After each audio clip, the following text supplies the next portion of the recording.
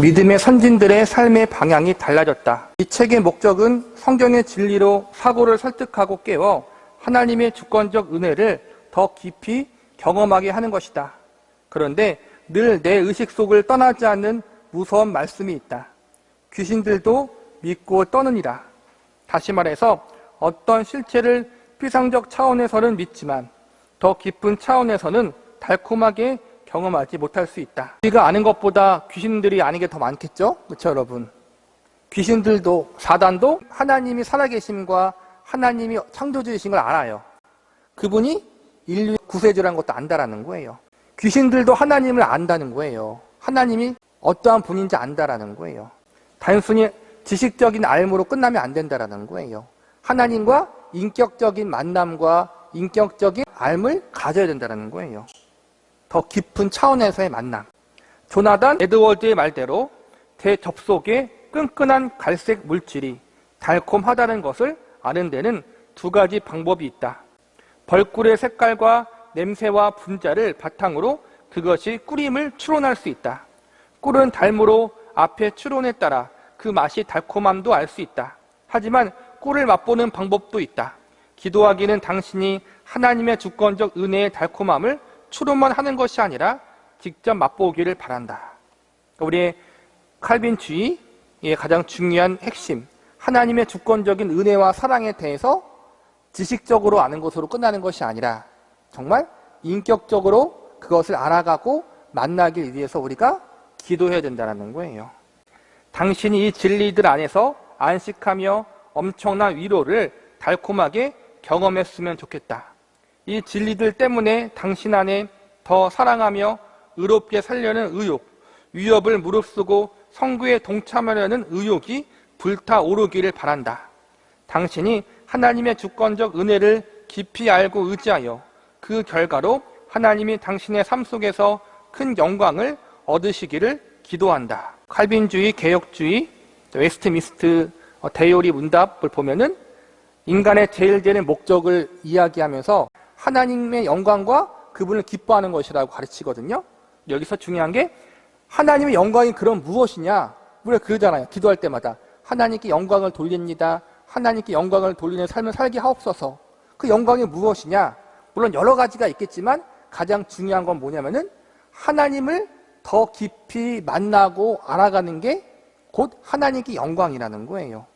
우리가 어떠한 일을 했기 때문에 영광을 받으시는 것이 아니라 내가 하나님을 위해서 어떠한 큰 일을 했어요.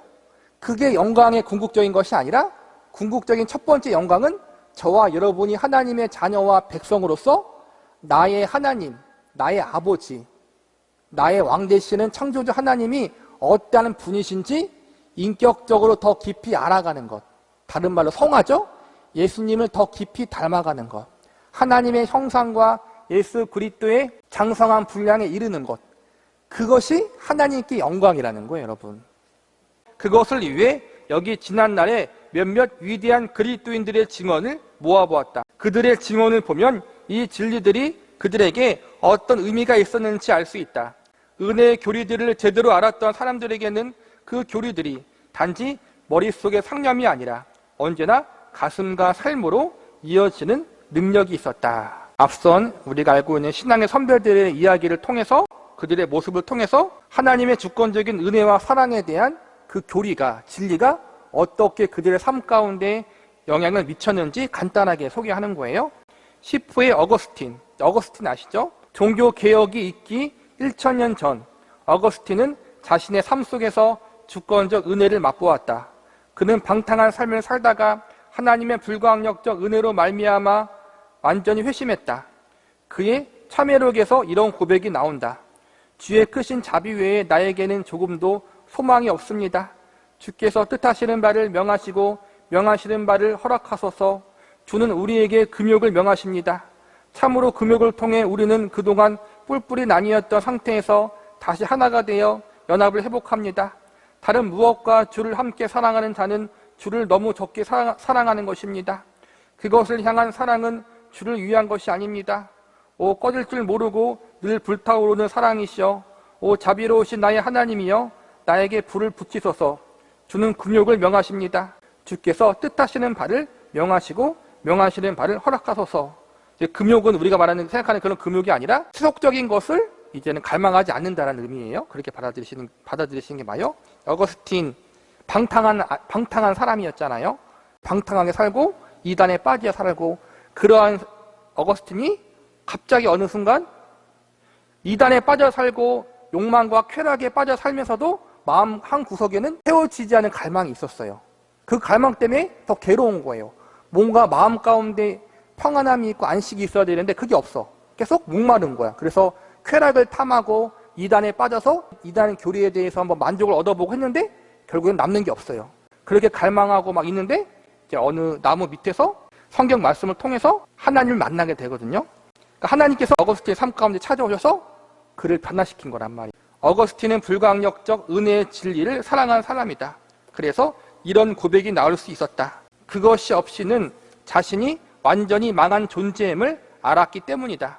그는 교리적 서신에서도 이 소중한 진리를 다음과 같이 역설했다. 우리는 믿기를 거부하는 자들을 위해서는 그들이 자원하여 믿게 해달라고 기도하고, 그분의 법과 교리에 저항하고 반대하는 자들을 위해서는 그들이 믿고 따르게 해달라고 기도합니다.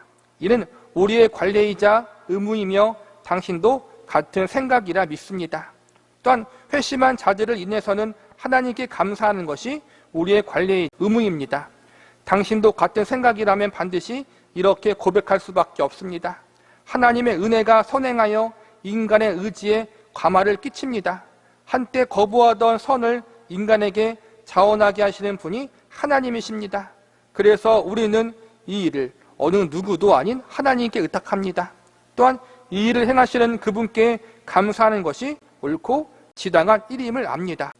어거스틴은 오늘날로 말하자면 로마 카톨릭 시대의 사람이에요. 카톨릭은 구원이 뭐냐면은 공식적으로 믿음과 행위예요. 그러니까 믿음과 공로가 필요해요. 인간의 공로가 필요해요.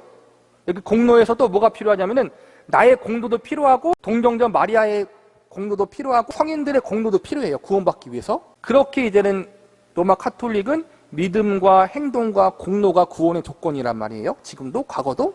이 시대에 이제는 어거스틴은 오직 하나님의 은혜로 구원받는다. 하나님의 주권적인 은혜와 사랑으로 구원받는다를 이제는 성경을 통해서 발견하고 그것을 가르치는 사람이었어요. 많은 개혁주의, 칼빈도 마찬가지고 루터도 마찬가지고 어거스틴의 영향을 많이 받았어요. 성경을 보는 관점에 대해서. 근데 이렇게 나올 수밖에 없었던 것이 어거스틴의 삶이 하나님의 은혜 가운데 구원받았기 때문에 그렇게 이야기할 수밖에 없고, 그것을 성경이 증명하잖아요. 그렇죠? 성경이.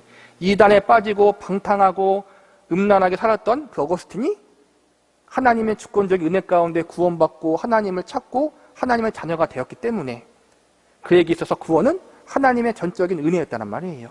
어거스틴에게 불가항력적 은혜의 진리는 잃어버린 영혼들의 회심을 위하여 기도하는 근거였고, 또한 회심한 사람들을 인하여 하나님께 감사하는 근거였다.